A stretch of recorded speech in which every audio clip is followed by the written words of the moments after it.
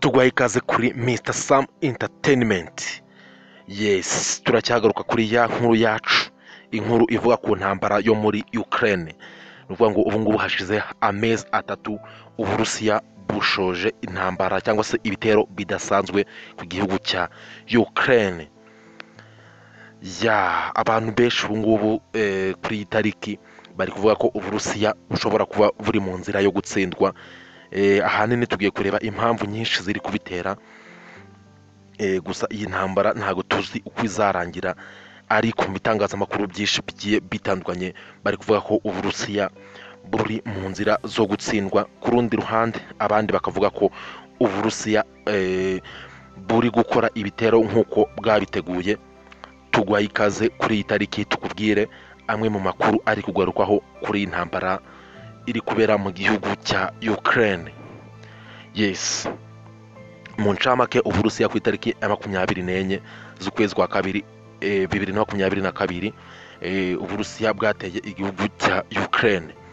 Icyo gihe ibitero bya mbere byibasiriye imijyi myinshi cyane irimo nka Kharkiv, ndetse abantu bakurikiranaga iyi ntambara babonaga ko Uburusiya bufite intego yo kwigarurira umugwa mukuru Kiev. Nyuma yaho Uburusiya nyuma yo kwihagarara kw'abanya-Ukraine bwasubiye inyuma busubira mu ntara ya Donbass. Iyi ntara ni ukuvuga ngo iherereye mu burasirazuba bwa Ukraine, ndetse n'intara ihoramo intambara kuko leta ebyiri zirimo Donetsk na Luhansk zabashije kwivana kuri Ukraine, ndetse Uburusiya kuri iyo tariki bwari bumaze kwemeza ko zabaye ibihugu byigenga. Yes, ni ukuvuga ngo Uburusiya nyuma yo kuva mu bice bya Kiev cyangwa se mu nkengero z'umugwa mukuru Kiev, Uburusiya bwerekeje ingabo zose muri utu turere cyangwa se muri izi ntara zabashije kwivana kuri leta ya Ukraine. Ariko abantu benshi batangiye gusesengura aya makuru nk'aho Uburusiya buri gutsindwa, mu gihe Abarusiya bo bavuga ko ariko bari barabipanze. Ni ukuvuga ngo Abarusiya bavuga ko bari barapanze kuzabanza gusenya ibigo byose bya gisirikare byegereye umugwa mukuru Kiev, hanyuma bakisubirira mu burasirazuba kuko ntago bari bafite intego yo kwigarurira igihugu cyose cya Ukraine. Ibi ni bivugwa ku ruhande rw'Uburusiya. Ku ruhande rwa Ukraine bo bakavuga ko aribo babashije kubasubiza inyuma, kuko ngo Abarusiya ngo mu mugwa mukuru Kiev ndetse no mu nkengero zaho ngo barabakubise babasubiza inyuma. Ibyo ni bivugwa ku ruhande rwa Ukraine ndetse n'abo mu burengerazuba bw'isi. Ya hagati aho Sweden na Finland bo basabye kwinjira mu muryango wa OTAN. Uvuga ngo abantu benshi bari gusesengura aya makuru bari kuvuga ko Putin uko bisa kose yaba ari gutsindwa, kuko iyi ntambara yiteye muri Ukraine avuga ko ari kugwanya ukwaguka uko ariko kose kwa OTAN, ariko ibihugu bihanye imbibi n'Uburusiya nka Sweden na Finland bikaba byasabye kwinjira muri uyu muryango. Ibintu perezida w'Uburusiya Vladimir Vladimirovich Putin atashakaga. Ntago yashakaga ko OTAN yagira ukundi kwaguka, ariko ubu ngubu ibi bihugu nabyo hasigaye kwemerwa, nubwo ku ruhande rwa Turkiya ibarizwa mu muryango wa OTAN idashaka ko ibi bihugu byinjiramo, ariko ubusabe bwaratanzwe kandi perezida w'Uburusiya Vladimir Putin yavuze ko kwinjira kuri ibihugu muri OTAN bidateje ikibazo, ahubwo ibiteje ikibazo hari akaga kazakurikiraho nibimara kugera muri OTAN, aho bivugwa ko leta zunze ubumwe za Amerika zizahita ziharunda misile zabo zikomeye n'ibindi bitwaro bikomeye cyane. Ibyo ngo nibyo biteje ikibazo kurusha ko ibi bihugu byajya muri OTAN. Ya iyi ni imvugo perezida w'Uburusiya Vladimir Putin yavuze, ivuguruzanya nayo yavuze mbere igihe yatezaga ibi bitero, kuko mu gihe yabitezaga yavugaga ko ukwaguka kose kwa OTAN Uburusiya buzahita bukoresha imbaraga za gisirikare bubasubiza inyuma cyangwa se bugwanya uko kwaguka uko ariko kose. None ubu ngubu Putin akaba yabaye nk'uwisubiyeho, kuko avuga ko kujyamo kw'ibi bihugu ngo bidafite ikibazo, ahubwo ngo ikibazo ari uko Amerika yashyirayo ibyo bitwaro. Kandi turabizi ko OTAN ibihugu byose bigize cyangwa se ikinyamuryango cyose cya OTAN iyo kimaze gufata uwo mwanya bahita bashyirayo intwaro ndetse n'abasirikari benshi bo mu burengerazuba bw'isi mu buryo bwo gucunga umutekano w'icyo gihugu kinyamuryango. Abenshi aya makuru bakayaheraho bavuga ko Uburusiya bushobora kuba buri gutsindwa. Uburusiya bukomeje intambara muri Ukraine, ariko hagati aho Uburusiya n'Ubushinwa bakoresheje umwanya bafite ubudahangarwa mu kuburizwamo ibihano perezida wa Amerika Joe Biden yari yafatiye igihugu cya Korea ya ruguru mbere yuko nyuma yuko ava muri Korea y'Epfo. Nuvuga ngo perezida wa Leta Zunze Ubumwe za Amerika Joe Biden yasuye perezida wa Korea y'Epfo Yoon Suk Yeol umaze iminsi mike atowe. Muri iyo minsi nibwo perezida wa North Korea Kim Jong Un yarasaga ibitwaro ndetse arimo aragerageza intwaro zikomeye cyane. Ni muri urwo rwego Joe Biden yatoresheje ibihugu byose ngo baze gutora umwanzuro wo gufatira Korea ya ruguru ibindi bihano birimo no kuyifungira peteroli yose yerekezwagayo, ariko Abashinwa ndetse n'Abarusiya bakoresheje umwanya bafite mu muryango w'abibumbye cyangwa se ingufu bafite n'ubudahangarwa baburizwamo uwo mwanzuro nubwo ibindi bihugu byari byarangije kuwemeza. Ikindi Amerika igenda yivanga muri politiki z'ibihugu byinshi byo kuri uyu mugabane wa Afurika, aho yamaze gufatira ibihano bikomeye Sudani y'Epfo, biraza byongera ku bindi bihano yari yarafatiye Sudani y'Epfo. Ariko nanone Ubushinwa, Uburusiya, Korea y'Amajyaruguru n'Ubuhinde banze uyu mwanzuro. Amerika ikunze kwivanga mu mitegekere y'ibindi bihugu sinzi kabisa.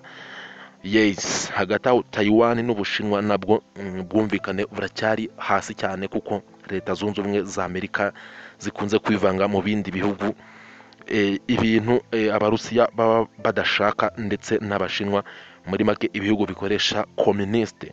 Iyo video twayikozeho, niba utarayireba nayo wayireba, yagufasha gusobanukirwa neza izi mpande ebyiri zihora zivanga mu mitegekere y'isi, cyangwa se nk'inkuta ebyiri ziyoboye isi, capitalist ndetse na communiste. Iyo video irahari kuri Mr. Sam Entertainment, wayireba ikagufasha gusobanukirwa byinshi cyane.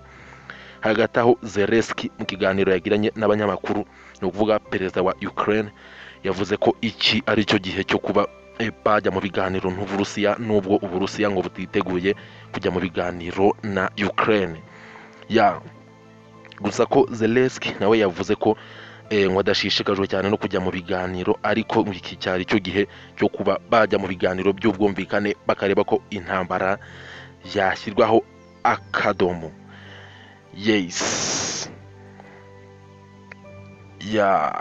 Ikindi muri Donbass, andi makuru wamenya muri Donbass nuko abarwanyi babashije kuva kuri Ukraine, cyangwa se abantu Israel Republika ebyiri zabashije kwivana ku gihugu cya Ukraine. Abaturage bazirimo abenshi bavuga ururimi rw'Ikirusiya, ngo barashaka ko zakwiyomeka ku Burusiya, ahubwo nk'akibera Uburusiya nk'ahandi hose. Hagati aho ku ruhande rw'Uburusiya bo bavuga ko kuba bari mu ntara ya Donbass bashaka ko bahigarurira nk'uko Uburusiya bugenda bubigarukaho. Bwamaze kwigarurira umujyi wa Mariupol, uhuza Mariupol ndetse na Crimea na ziriya ntara zose za Donbass. Nuvuga ngo Uburusiya iyi ntambara ishobora kuzarangira aha hantu hose bumaze kuhafata, bukahomeka ku gihugu cy'Uburusiya. Hagati aho andi makuru y'intasi zikomeye cyane za CIA muri Leta Zunze Ubumwe za Amerika agaragaza ko Ukraine ishobora kuzatera Uburusiya muri iriya ntara ya Donbass igitero gikomeye cyane. N'intasi z'Abarusiya zigenda zibigarukaho mu bitangazamakuru by'ibanga, bagenda babigarukaho ku bwinshi, bavuga ko Ukraine ngo yaba iri gutegura igitero gikomeye cyane izagaba ku ntara ya Donbass mu buryo bwo kwigarurira ziriya repubulika ebyiri za Donetsk na Luhansk, ndetse bibaye ngombwa ngo bakaba bakigarurira n'umwigimbakirwa wa Crimea Uburusiya bwigaruriye mu mwaka w'ibihumbi 2014. Icyo gitero kizaba gikomeye cyane, kibaye nicyo gishobora gushyira iherezo kuri iyi ntambara mu buryo bwa gisirikare, mu gihe inzira y'ibiganiro byaba inaniranye. Ni ukuvuga ngo haba icyo gitero gikomeye cyane Ukraine gishobora kuzagaba mu ntara ya Donbass. Ni ukuvuga ngo uruhande rwabasha gutsinda muri icyo gitero nirwo rwaba rwegukanye intsinzi idasubirwaho ya gisirikare muri aka karere ka Donbass. Ni ukuvuga ngo inzira y'ibiganiro ibaye inaniranye, igitero cya Ukraine gikomeye cyane ishaka kuzagaba muri Donbass nicyo gishobora gushyira iherezo kuri iyi ntambara mu buryo bwa gisirikare, ariko nabyo sinzi niba hari uruhande rwapfa kugitsinda ku buryo bwiyoroheje, kuko ubu ngubu Ukraine ifite imbaraga ziri ku rwego rw'Abarusiya, kuko nayo iri kurundirwa intwaro zikomeye cyane. Ntabwo Uburusiya buri guhangana n'igihugu kidakomeye nk'uko byari byitezwe, kuko Ukraine nayo ubu ngubu iri ku rwego rwa OTAN yose, kuko intwaro zose ikenera ubu ni ukuvuga ngo ni nk'aho Uburusiya buhanganye na OTAN mu ishusho ya Ukraine.